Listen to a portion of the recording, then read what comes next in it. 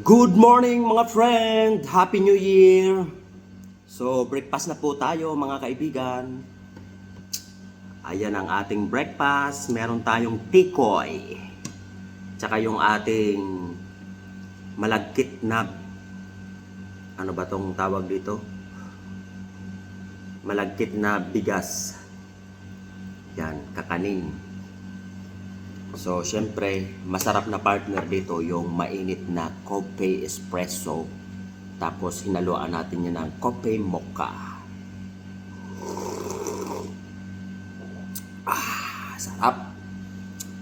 So, unang pasok natin ngayon sa trabaho mga friend. Kaya, go, go, go lang tayo sa isang taong na naman na haharapin ngayon mga kaibigan.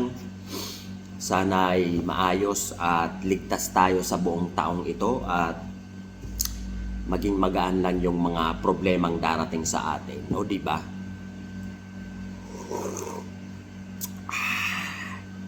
Ingat-ingat mga friend. Thanks for watching.